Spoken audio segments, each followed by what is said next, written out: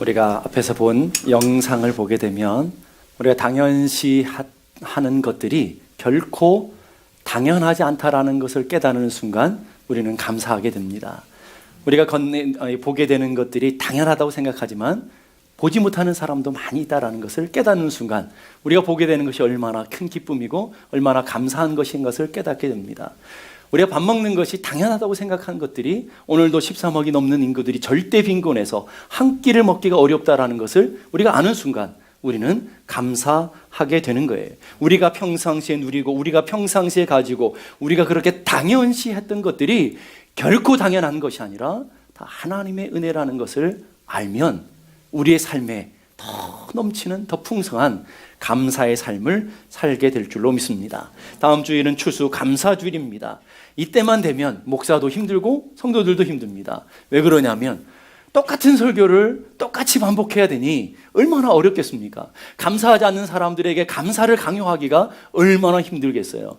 또 감사할 것이 없는데 자꾸 감사하라고 하니까 도대체 내가 뭘 감사해야 돼? 올해는 환난도 많고 눈물도 많고 인생에 큰 사건들도 많은 올 한 해를 살아왔는데 내가 뭘 감사해야 돼? 하는 질문들을 갖게 될 거예요. 오늘 사도 바울은 우리가 기뻐하는 인생, 감사하는 인생에 될 수 있는 아주 기가 막힌 비밀을 가르쳐 주고 있다는 거예요. 그걸 일체의 비밀이라고 그러는데 그 일체의 비밀이 도대체 뭐냐? 자족함에 있다. 하나님 주신 것, 당연하다고 생각했던 것들에 대한 자족함에 대한 우리의 믿음에 있다라는 거예요. 오늘 성경에 나오는 이 자족이라는 단어는 두 단어가 합성되어 있는 거예요. 아우토스라는 나라는 단어와 아르케오라는 충분하다라는 이 단어를 설명하게 되면 내 스스로가 만족합니다. 내 스스로가 충분합니다라고 느끼는 그런 마음을 자족이라고 하는 거예요. 모든 것이 외부적인 환경이나 어떤 조건이 완벽하게 이루어져서 만족해지는 것이 아니라 내 마음으로부터, 내 스스로부터 족합니다. 이건 만족합니다라고 우리가 느껴지는 상태를 자족이라고 하는 거예요. 오늘 여기는 아주 중요한 단어를 얘기하고 있습니다. 어떠한 형편에도 나는 자족한다. 사도 바울은 어떤 형편에도 나는 만족하며 산다라고 얘기하고 있는데 그 어떤 형편을 본문은 구체적으로 얘기하고 있어요. 비천에 처할 때도 풍부에 처할 때도 그리고 배부를 때도 배고플 때도 풍부와 궁핍에 있을 때 어떠한 형편에도 만족한 상태, 그것을 즐겨하는 상태를 우리는 자족이다라고 얘기하는 거예요. 대부분의 사람들은 외부적인 상황과 조건이 만족되어야 나는 만족합니다라고 생각하죠. 어떤 것에 대한 이제 충족된 상태를 만족이라고 그러는데 오늘 사도 바울은 그렇지 않고 가난함에도 불구하고 하나님 주시는 그 은혜로 말미암아 주어지는 상태, 내적인 상태, 마음의 상태를 바로 자족이다라고 얘기하고 있다는 거예요.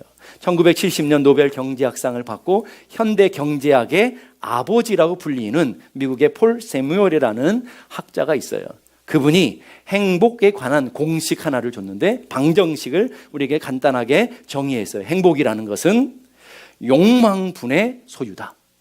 분모는 욕망이고 분자는 소유라는 거예요. 그러니까 행복이라는 것은 두 개의 요소가 있는데 소유라는 거하고 욕망이라는 두 개의 소유에 의해서 행복하냐 불행하냐 이것이 나눠지더라는 거예요. 그런데 분모가 뭐냐면 욕망이라. 욕망이 크면 클수록 행복은 점점 작아들게 되고요. 욕망이 작으면 작을수록 행복은 훨씬 더 크다. 분자를 그냥 둔 상태에서 욕망에 따라서 욕망이 큰 사람들은 똑같은 상황이라도 더 불행을 느끼고 욕망이 작은 사람, 성경적으로 말하면 자족하는 사람들에게는 똑같은 상황이라도 훨씬 더 큰 만족을 누리게 되더라 하는 거예요. 그러니까 오늘 소유의 문제가 아니라 오늘 하나님은 우리의 인생이 소유의 문제가 아니라 오늘 내면의 문제, 우리의 욕망의 문제라고 주님께서 말씀하고 계시는 것입니다.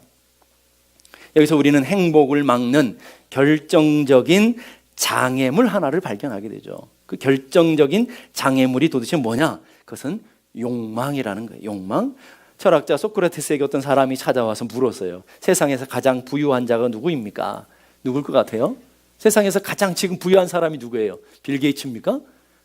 그렇게 얘기하지 않고 소크라테스는 이렇게 말해요. 아주 철학적으로 가장 적은 것에 자족하는 그 사람이 가장 부자입니다. 작은 것을 가졌지만 그것에 만족하는 사람, 그것을 자족하며 충족 스스로가 만족을 느끼는 사람이 세상에서 가장 부유한 사람이다. 그러고 보면 오늘 저와 여러분은 가장 이 세상에서 가난한 사람들이에요. 부유한 사람들인 것을 믿을 수 있기를 바랍니다. 그래서 오늘 우리 인생에 행복하게 원하고 감사하기 원하는 우리 인생에서 그 인생을 그 감사와 행복을 맡고 있는 결정적인 장애물이 뭐냐? 바로 욕망이다라는 욕망. 없어서 감사하지 못하는 것이 아니라 우리의 욕망이 채워지지 않았기 때문에 감사하지 못하는 거예요. 하나님 주신 것이 적어서 불평하는 것이 아니라 우리의 마음에 공허한 욕망이 훨씬 더 크기 때문에 우리는 불평하고 있더라는 거예요. 전도서 5장 10절을 보니까 은을 사랑하는 자는 은으로 만족하지 못하고 풍요를 사랑하는 자는 소득으로 만족하지 아니하나니 이것도 헛되도다. 자, 은이라는 것은 돈을 얘기하는 거죠. 그러니까 우리가 은을 쫓아간다, 돈을 쫓아간다는 말은 세상에 우리가 갖고 있는 많은 욕망들을 쫓아간다라는 거예요. 근데 그 욕망을 쫓아갔더니 만족이 없더라는 거예요. 내가 저것만 가지면 만족하겠는데 저 브랜드 제품만 가지면 내가 만족하고 저 차만 타면 내가 만족할 거라고 생각했는데 그 가져도 만족하지 못하더라. 그러면 솔로몬이 이렇게 말해요. 이것 또한 헛되더라. 헛되다는 말은 히브리어로 텅 비었다라는 거예요. 가졌는데 가지면 채워질 것 같은데 텅 비었다라는 거예요. 오늘 그게 제 얘기면 목사님은 얼마나 가졌다고 이렇게 하면 할 말이 없죠. 그렇지만 세계에서 최고로 많은 것을 누려보고 최고의 영광을 누렸던 인생에 가장 많은 것들을 누렸던 사람이 솔로몬 아니에요? 솔로몬의 고백이에요. 물질을 가지면 만족할 줄 알았는데 물질도 만족하지 않고, 그리고 쾌락을 누리면 쾌락을 통해서 만족할 줄 알았는데 거기도 만족하지 못하고 오히려 내 마음은 텅 비었다. 내 마음은 텅 비었다. 그래서 인생을 헛되고 헛되니 해 아래에서 모든 것들이 다 헛되더라. 다 가졌는데, 다 누렸는데, 다 즐겼는데 마음은 텅 비어있는 그런 헛된 삶을 살았다라고 고백해요. 디모데전서 6장 9절에 10절에 사도 바울은 이렇게 고백합니다. 부하려 하는 자들은, 욕망 있는 사람들이에요. 부하려 하는 자들은 시험과 올무와 여러 가지 어리석고 해로운 욕심에 떨어지나니 그 사람으로 파멸과 멸망에 빠지게 하는 것이라. 돈을 사랑함이 일만하게 뿌리가 되나니 이것이 탐내는 자들은 미혹을 받아 믿음에서 떠나 많은 근심으로써 자기를 찔렸느니라. 자, 이 말씀을 자세히 보게 되면요, 기가 막힌 거예요. 오늘 내가 이거 가지면 행복할 것 같아서 열심히 쫓아갔어요. 내가 이것만 가지면 내 인생에 만족할 것 같아서 부지런히 살았어요. 열정을 쏟았어요. 비전을 가지고 여러분이 힘을 다해서 여러분이 모든 열정을 다해서 살아왔어요. 그런데 그렇게 갔더니 내 인생은 뭐가 기다려요? 시험 기다리고 올무가 기다리고 근심이 기다리고 파멸이 기다리고 있더라. 이게 얼마나 억울한 인생이에요. 아니, 모르고 갔으면 여러분이 그것을 얻어도 내가 만족하지 않을 것 같다 라고 하는 그런 생각을 갖고 갔으면 덜 허무하죠. 그런데 저것만 있으면, 저것만 가지면, 저것만 누리면 나도 저 사람처럼 행복해지겠지, 저 사람처럼 만족해지겠지 하고 쫓아갔어요. 모든 힘과 모든 열정과 모든 에너지를 들고 여기까지 왔어요. 근데 와서 보니까 아무것도 없어요. 기다리는 건 시험과 올무와 파멸과 멸망, 오히려 미혹을 받아서 믿음으로 떠났어요. 그리고 하나님의 주시는 은혜로부터 떠나 있어요. 그리고 기다리는 것은 심판만 기다리고 있어요. 여러분, 이게 오늘 우리 인생이 될 수 있다는 거예요. 열심히 저기 가면 뭔가를 잡을 것 같은데 거기 가봤더니 그게 신기루였다는 거예요. 오늘 솔로몬도 마찬가지예요. 모든 것 누리고 모든 것 가지면 내 인생에 만족할 줄 알았는데 텅 비어서 인생이 헛된 인생으로 되어지더라는 거예요. 부하려 할 때 욕심을 버리지 못할 때 발생하는 그런 우리의 인생의 허무함들을 얘기해 주고 있는 것입니다. 우리의 욕망이 만들어내는 열매들이죠. 행복하려고 쫓아갔는데 행복은커녕 오히려 멸망과 파멸과 근심이 이르게 된다. 하는 얘기를 하고 있어요. 그러면서 이 말씀과 연결되어서 그 앞에 결론적인 말씀을 미리 땡겨서 우리에게 보여주고 있죠. 디모데전서 6장 6절 8절 우리 함께 다 같이 읽어보십시다. 시작. 그러나 자족하는 마음이 있으면 경건은 큰 이익이 되느니라. 우리가 세상에 아무것도 가지고 온 것이 없음에 또한 아무것도 가지고 하지 못하리니 우리가 먹는 것과 입는 것이 있은즉 족한 줄로 알 것이니라. 자, 오늘 여기다 또 자족이라는 단어가 나왔어요. 자족하는 마음이 여러분의 믿음에 큰 유익을 준다. 근데 그 자족은 언제 자족하는 거예요? 먹을 것과 입을 것만 있어도. 먹을 것은요, 여러분 하루에 3끼 먹고 간식까지 먹고 디저트 또 먹고 이런 먹는 걸 얘기하는 거 아니에요. 하루에 1끼나 2끼 겨우겨우 생명을 유지할 만큼의 식량, 그것만으로도 만족하다라는 거예요. 입을 옷, 여러분의 집에 가면 너무 입을 옷이 많죠. 그래서 오늘 아침도 고민하잖아. 이거 입고 가야 되나, 저거 입고 가야 되나, 이거 입어야 되나, 저거 입어야 되나. 그런 고민하는 차원이 아니라 한 벌이 한 벌. 한 벌도 없는 사람도 있어요. 근데 그 한 벌 가졌더니 만족해지더라, 자족해지더라. 왜요? 어디서부터 그게 시작되는 거예요? 우리가 세상에 아무것도 가지고 온 것이 없음에, 아무것도. 여러분 이 땅을 시작하면서 돈 들고 시작하신 분이 있어요? 물론 부모님 부자이신 분들은 돈 들고 시작하신 분들이 있겠지만 그것도 내 건 아니잖아요. 근데 더 놀라운 것은 여러분이 아무리 많이 가지고 아무리 많이 누리고 아무리 많은 것들을 장악하고 있다 할지라도 가지고 갈 때는 아무것도 못 가져간다. 가는 때 빈몸으로 온 것처럼 빈몸으로 가게 된다라는 거예요. 그러기에 족한 줄 알라라. 우리에게 주신 것에 족한 줄 아는 그런 삶을 살아야 될 줄로 믿습니다. 니콜라스 크리스테키스, 말도 어려워요 이게. 제임스 파울로라는 분이 쓴 행복은 전염된다. 이제 제가 지난번에도 한번 말씀드렸던 커넥트라는 책 설명을 한번 해드렸죠. 그 책에 보면 아주 재미있는 한 실험을 해요. 이게 실험을 하는데 2가지의 상황을 정해주고 어느 것을 선택할 것이냐, 이렇게 실험을 해요. 오늘 여러분도 한번 생각해 보세요. 나는 둘 중의 상황에서 나는 어느 쪽인가? A라는 그룹에 여러분이 있는데 여러분이 신체적인 매력 점수는 6점이에요. 6점. 그리고 다른 사람들은 4점. 이게 A라는 선택이고, B라는 것은 여러분의 매력적인 점수는 8점이에요. 훨씬 더 높죠? 8점이에요. 그런데 나머지 다른 사람들은 평균 10점이에요. A라는 그룹, B라는 그룹을 했을 때 여러분은 어떤 선택을 하겠나요? 여러분 어떤 선택하시겠어요? A. A입니까? 근데 그게 객관적으로는 6이잖아요. 6. 그리고 B라는 그룹은 객관적으로 8이잖아요. 더 큰 많은 것들을 가지고 있고 더 많은 매력들을 갖고 있는 거잖아요. 그런데 놀랍게도 전체 응답자의 75%가 B보다는 A를 선호했다. 그러니까 다른 사람보다 내가 조금 더 가진, 객관적으로는 많이 갖지 못해도 조금 더 가진, 거기에 더 내 인생에 행복이 있겠다라고 생각하는 거죠. 그러니까 오늘 여러분들이 여러분 가운데서 대부분 다 하루에 2끼만 드시는 분들인데, 나는 하루에 3끼 드시면 나는 진짜 행복한 사람이다라고 생각하는 거예요. 우리의 행복의 수준이 그런 수준이라는 거예요. 그런데 놀라운 것은요, 하버드 대학생들한테 똑같은 실험을 했어요. 그런데 93%가 다 A를 선택했다는 거예요. 훨씬 더 많은, 그 대부분의 사람들이 다 A가 더 만족할 것 같다라고 선택을 했다라는 거예요. 뭘 얘기하는 거예요? 우리의 욕망은 이렇게 상대적인 거라는 거예요. 절대적인 것이 아니라, 우리는 절대적인 빈곤이나 절대적인 가치를 따라 살아가는 것이 아니라 상대적인 것으로 내 인생이 행복하다, 더 많이 가졌다, 나는 더 많이 누린다, 이렇게 생각을 하고 있더라는 거죠. 타락한 인간의 본성 속에 가장 강력하게 작용하는 그 있다고 한다면 욕망이 욕망. 마귀는 그걸 기가 막히게 알아요.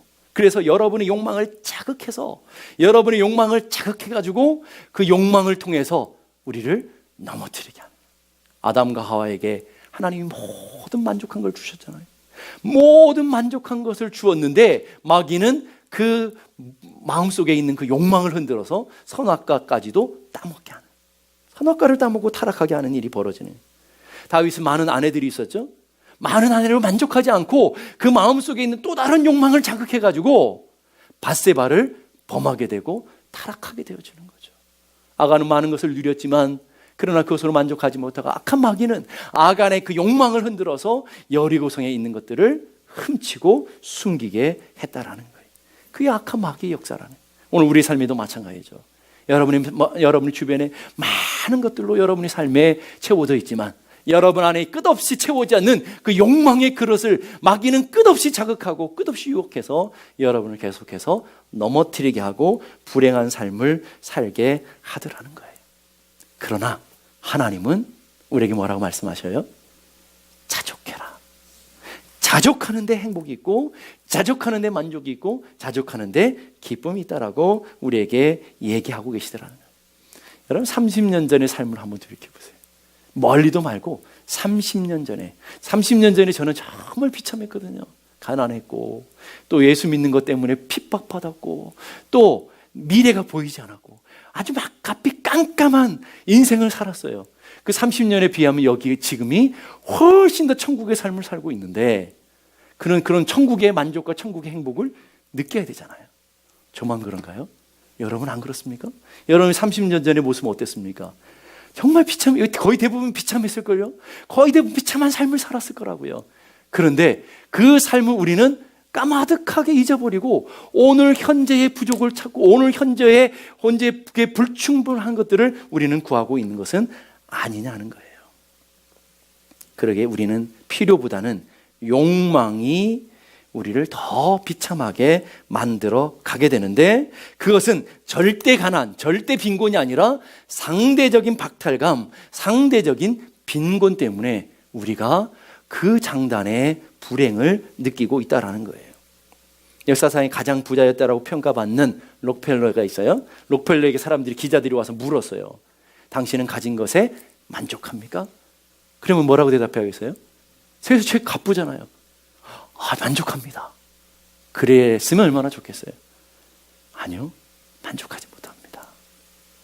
그러면 우리는 이 땅에 살아가는 모든 사람 다 만족하지 못하게? 록펠러가 만족하지 못합니다. 그래서 기자가 다시 물었어요. 어느 만큼 더 있으면 만족하겠습니까? 조금 더요. 조금 더요. 자, 여러분, 조금 더 가지면 만족할까요? 조금 더 가지면 또 조금 더요. 조금 더요. 조금 더요. 여러분 삶에 만족하십니까? 그래서 여러분 조금 더의 인생을 추구하고 있잖아요. 조금 더 좋은 직장, 조금 더 나은 돈, 조금 더 나은 배우자, 조금 더 나은 지식, 조금 더 나은 얼굴. 여러분 우리 삶이 그런 거 아니냐고요. 그래서 많은 사람들이 막 조금 더 예뻐지기 위해서 코를 고쳤는데 코 하나 가지고 만족하나요? 눈도 고치게 되고 깎게 되고 그래서 강남에 가면 똑같은 사람이 다 다니잖아요. 이 사람인지 구별이 안 돼요. 어떤 사람 아내가 구별이 안 된다잖아요. 다 똑같아가지고. 여러분 이게 오늘 우리들의 욕망에 만들어내는 우리들의 모습이라는 거예요. 그래서 우리 안에 있는 최고의 질병 중에 하나는 조금 덜하는 질병이죠. 오늘 여러분 어때요? 한 해를 살아오면서 조금 더 많은 돈, 조금 더 편한 삶, 조금 더 큰 집, 조금 더 좋은 차, 조금 더 많은 지식을 구하며 여기까지 달려오면서 여러분 난 불행하다, 나는 남편을 잘못 만났다, 난 아내를 잘못 만났다, 나는 내 인생에 갖고 있는 여러 가지 것들이 아프고 힘들다라고 생각하고 있지 않은가요? 혹시 한 해를 살아오면서 아내를 한번 바꿔보면, 남편을 한번 바꿔보면 내 인생이 더 큰 행복이 있을 텐데, 그래서 옛날 어른들이 하는 말이 있죠. 그놈이 그놈이야. 예? 다 똑같은 거예요. 왜? 내 인생에 만족이 있지 않으면 아무리 바꾼들, 아무리 많은 것을 가진들 내 삶에 결코 만족할 수 없는 인생, 이게 오늘 우리라는 것을 가르쳐 주고 있는 거예요. 그래서 그 탐욕을 하나님은 우상 숭배다라고 얘기해요. 탐욕이 그냥 욕망이 끝나는 것이 아니라 그 탐욕은 곧 우상이라는 거예요. 그 우상을 섬기면서 우리는 평생을 우리 인생을 허비하고 있더라는 거예요. 하나님은 우리의 필요를 채우시는 분이지 우리의 욕망까지 채우시는 분은 아니에요, 여러분. 여러분 그거 아셔야 돼요. 하나님 앞에 나와서 여러분이 구하는 것들이 여러분의 필요를 위한 것인지 아니면 여러분의 욕망인 것인지를 잘 구별해야 된다고요. 하나님은 여러분의 필요를 채워주셔요. 그러나 여러분의 욕망까지, 끝없는 욕망까지 채우시는 분은 아니시라는 거예요. 하나님은 이스라엘 백성들에게 만나를 제공해 주시면서 조건을 다 하셨어요. 마음껏 네 원하는 양만큼 다 가져가라. 네가 오늘 먹다가 배 터져 좋다. 다 가져가라. 단 하루분이다. 단 하루뿐. 일용할 양식이라는 거예요. 우리의 필요한 양식인 거지, 내일을 보장하고 내일이 안전보장이 되어지고 우리의 욕망을 채울 수 있고 우리의 인간의 욕망을 만족시키는 그런 것을 주신 일이 없더라는 거예요. 여러분, 오늘 여러분은 어때요? 여러분은 오늘의 양식에 충분하지 않아요? 근데 우리는 끝없는 내일의 양식, 10년 후의 양식, 20년 후의 양식을 추구하며 우리는 그거에 노예가 되어 살아가는 오늘 우리들의 삶의 모습을 보는 거예요. 우리는 우리의 필요에 만족함에도 불구하고 더 끝없는 욕망의 그릇들을 채우고 더 욕망의 그릇들을 만들어가며 우리 인생을 허비하는 거예요. 그래서 얘기를 하면 다 은퇴해서 놀겠대, 은퇴해서 즐기고 은퇴해서 쓰고. 여러분, 그 은퇴가 여러분들에게 올 것 같아요? 여러분이 그 날이 여러분들에게 주어질 것 같냐고요? 여러분, 어리석은 부자 이야기를 모르세요? 평생 먹을 재산을 마련해 놓고 배를 두드리면서 잘 먹고 잘 살자 그랬는데 언제요? 오늘 밤. 그 내일은 주어지지 않는단 말이에요. 그러니까 오늘 하나님께서 여러분에게 주신 것에 자족하며 그 필요에 만족하며 살아가는 복된 성도들이 돼야 될 줄로 믿습니다. 그러면 자족하는 비결은 어디서부터 오나요? 오늘 본문에 두 번씩 반복되는 단어가 있어요. 두 번 반복되는. 반복한다라는 건 성경에 뭘 강조하는 거죠? 강조를 뜻하는 거예요. 강조. 그 단어는 이 성경에서 강하게 강조한다라는 것을 의미하는 거죠. 오늘 짧은 말씀 가운데 강조되는 말씀이 뭐예요? 11절 보세요. 어떤 형편이든지 나는 자족하기를 배웠노니. 12절 일체의 비결을 배웠노니. 뭐예요? 배웠다. 배웠다 하는 거예요. 이 배웠다라는 말은 경험이나 체험을 통해서 배우는 것을 말해요. 자동 반사적으로 생기는 것이 아니라는 거예요. 여러분이 타고난 성품으로 주어지는 것이 아니라는 거예요. 자족이라는 것은 선천적인 것이 아니라 후천적인 거라는 거예요. 여러분의 연단을 통해서, 여러분의 고난을 통해서, 여러분의 훈련을 통해서 여러분이 습득되어지는 성품이 자족이고, 그 자족의 마음이 있어야만 여러분의 행복과 여러분의 감사가 생겨날 수 있다라는 거예요. 필립 얀세의 책에 보게 되면 한 수도원을 방문한 여행객과 수도승이 대화하는 장면이 나와요. 수도승이 모든 것을 다 보여주고 온 여행객에게 이렇게 말하죠. 머무는 동안에 무엇이든지 필요한 것이 있으면 말씀하십시오. 그 다음에가 중요하죠. 내가 다 채워주겠습니다. 이래야 정상이잖아요. 그게 아니고 그거 없이도 사는 방법을 가르쳐 드리겠습니다. 오늘 우리 삶에 정말 없이도 살 수 있는 수많은 우리 인생임에도 불구하고 우리는 그것에 목매들며 그거 꼭 있어야 내 인생이 행복하고 그것이 있어야 내 인생에 만족할 거라고 우리는 착각하며 살아가는 거죠. 그렇잖아요. 우리는 없이 살아온 수많은 세대가 있으면서도 우리는 그것을 까마득하게 잊어버리고 살았어요. 여러분, 화장지를 쓴 지가 그렇게 오래되지 않잖아요, 여러분. 안 저만 그러신가요? 네? 그런데 우리는 그것이 이제는 없으면 안 될 것처럼 살지만 만약에 3차 대전이 일어나서 다 전쟁이 일어나면 여러분 신문만으로도 감사할걸요? 이게 오늘 우리의 과거의 모습과 오늘 현재의 모습 아니냐고요. 왜요? 배워가야 되는 은혜이기 때문에 그래요. 그래서 경건에 이르기를 훈련하라, 연습하라 라고 얘기하는 거예요. 12절에 보니까 일체의 비결을 배웠노라 또 다시 나오죠. 배웠나라는 이 11절에 나온 단어와 조금 달라요. 똑같이 배웠다라는 단어인데 조금 달라요. 이건 뭐냐면 수동태로 있는 비밀을 전수받았다. 수동태예요. 누군가로부터 주어진 거라는 거예요. 내가 열심히 노력하고 열심히 터득한 것이 아니라 누군가로부터 주어진 은혜로 말미암아, 누군가로 주어진 복으로 말미암아 체득되어지는 자족이라는 거예요. 누굴까요? 그게 바로 예수 그리스도께서 주신 은혜로 말미암아. 더 쉽게 말하면 내 마음속에 은혜가 채워질 때, 내 마음속에 진짜 은혜를 알게 될 때 주어지는 복, 그게 자족인 것을 믿을 수 있기를 바랍니다. 그러니까 이 자족의 문제는 가치의 문제다. 조건의 문제가 아니라 우리 안에 가치의 문제더라. 자족은 욕심을 채우면서 있지 아니하고 욕심을 버림에 있고요. 신앙의 능력은 우리의 욕심을 채움에 있지 않아요, 여러분. 열심히 기도하고 열심히 영적 훈련해서 여러분이 욕망을 채울 수 없어요.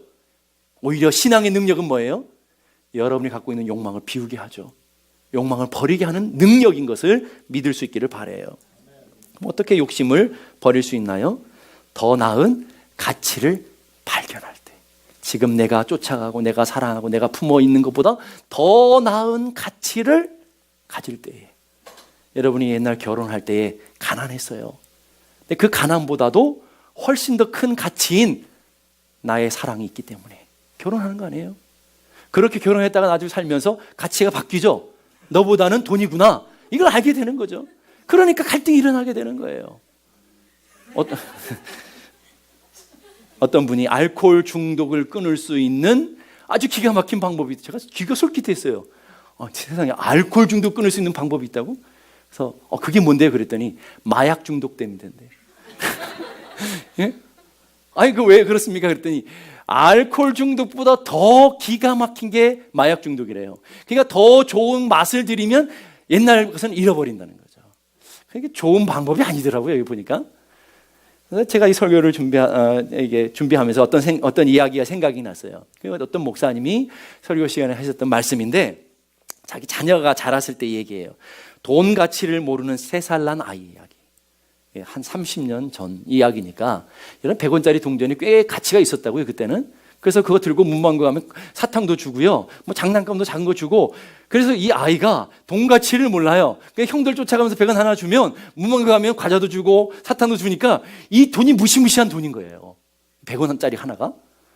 그래서 어느 날 아빠가 목사님이 나가려고 하는데 딱 맞고는 돈 달라는 거예요. 100원짜리 하나 달라는 게, 목사님이 주머니를 이렇게 들여가 봤더니 100원짜리가 없고 500원짜리가 하나 있더래요.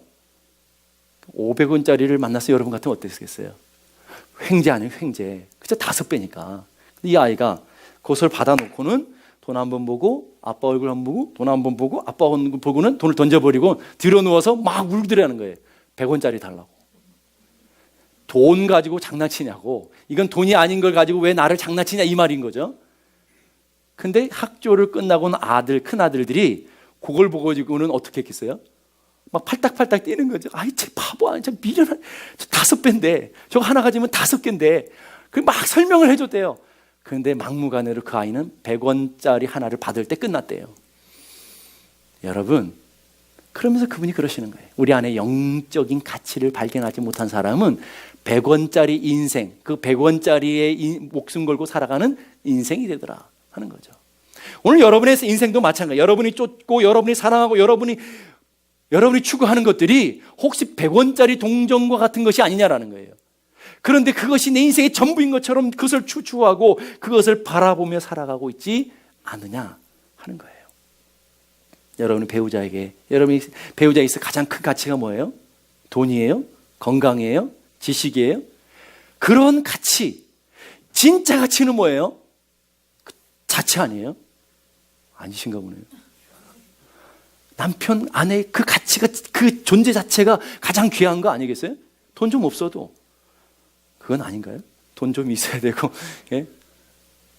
그 가치, 그 남편, 아내의 가치를 발견하게 되면 다른 것, 비본질적인 것들에 덜 채워줘도 만족하며 살아가는 거죠. 여러분, 자녀들의 가치가 뭐죠? 자녀 그 자체 아니에요? 내가 너를 보배롭고 존귀하게 여기노라. 주님 핏값으로 사신 그 자녀가 가장 소중한 거 아니겠어요? 근데 그 가치를 모르니까 공부 좀 못한다고, 직장 좀 없다고 애들을 핍박하고 환난 가운데 그렇게 살게 하시는 거잖아요. 이게 오늘 우리들의 모습 아니냐고요. 오늘 우리 영적은 마찬가지죠. 영적인 최고의 가치가 뭐겠어요? 우리의 인생을 살아가면서 최고의 가치, 사도 바울이 발견한 그 가치가 뭐예요? 바로 예수 그리스도 아닙니까? 예수 그리스도를 발견하는 것. 그래서 오늘 사도 바울이 발견한 최고의 비결, 자족의 비결을 얘기하는데 13절, 내게 능력 주시는 자 안에서. 내게 능력 주시는 자가 누구예요? 예수 그리스도를 말하는 거죠. 공동 번역을 보니까 이렇게 말해요. 나에게 능력을 주시는 분에게 힘입어. 나에게 능력 주시는 분이 누구예요? 여러분, 남편인가요? 돈인가요?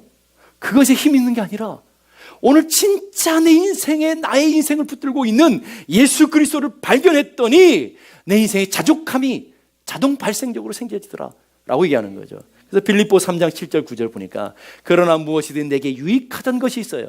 내가 쫓아왔던 것들이 있어요. 내가 사모했던 것들이 있어요. 사도 바울이 열정을 가지고 목숨을 걸고 지금까지 붙들고 살아왔던 것들이 있어요. 그게 세상의 권세일 수도 있고요, 세상의 자랑거리들일 수 있고요, 수많은 것들이 있었어요. 그런데 내가 그리스도를 위하여 다 해로 여긴 건 지금까지 내가 사랑하고 내가 지금까지 붙잡았던 것들이 어떤 놀라운 가치를 하나 발견했더니 모든 것들이 해로울 뿐만 아니라 그 내 인생의 독과 같은 것이다. 더 나아가서는 이것이 내 인생의 배설물 같은 것들이더라. 그렇게 여겨지더라는 거죠. 그 가치가 뭐예요? 절대 가치가 바로 예수 그리스도라는 거예요. 내 주 그리스도 예수를 아는 지식이 가장 고상하기 때문에 내가 그를 위하여 모든 것을 잃어버려도 괜찮다. 왜? 그리스도를 얻고자 해서. 여러분 무엇인가를 쥐고 있어요. 내가 그토록 여러분의 인생 가운데 무엇인가를 이렇게 붙들고 있어요. 이 붙든 거 가지고 오는 그 진짜 귀한 보물, 진짜 귀한 보화의 가치들을 발견해도 더 이상 붙들 수가 없는 거예요. 내가 붙들고 있기 때문에. 사도 바울은 어떻게 했다는 거예요? 이 붙든 거를 버리고 뒤도 안 돌아보고 내가 사랑하고 내가 인생의 가장 존귀한 가치를 내가 붙잡겠노라. 이게 우리들의 가치라는 거죠. 사랑하는 성도 여러분, 자족은 가치의 발견이에요. 내가 사랑하는 것, 내가 쫓아가는 것, 내가 의미 있어 하는 것, 내가 열정을 갖는 것, 그것이 무엇인가를 보면서 진짜 가치에다가 여러분을 비교해 보면 여러분의 삶은 달라질 수밖에 없다라는 거예요. 사도 바울은 진짜를 발견했어요. 진짜를 발견했더니 모든 것들이 배설물처럼 여겨졌어요. 더 이상 뒤도 쳐다보지 않는, 더 이상 마음도 둘 수 없는 그런 것들로 변해버리고 말았다라는 거예요. 왜요? 왜 그것이 그렇게 소중한 걸까요? 골로새서 2장 2절 3절 보니까 모든 풍성함과 하나님의 비밀을 그리스도를 깨닫게 하려 함이니 그 안에서 지혜와 지식의 모든 보화가 감추어져 있느니라. 구약 창세기 1절에서부터 지금 사도 바울까지 서 있는 그곳까지 놀라운 비밀이 숨겨져 있었는데 그 비밀이 뭐였다고요? 예수 그리스도. 그 예수 그리스도를 내가 발견했어요. 그 예수 그리스도를 가지게 됐어요. 그 예수 그리스도를 누리게 됐어요. 그랬더니 이 세상에 사랑했던 것, 이 세상에 누렸던 것, 이 세상에 품었던 것, 이 세상에서 내가 열정을 가졌던 것들이 얼마나 허무하고 얼마나 무가치하고 얼마나 똥과 같은 것들이라는 것을 알고 났더니 후회 없더라는 거죠.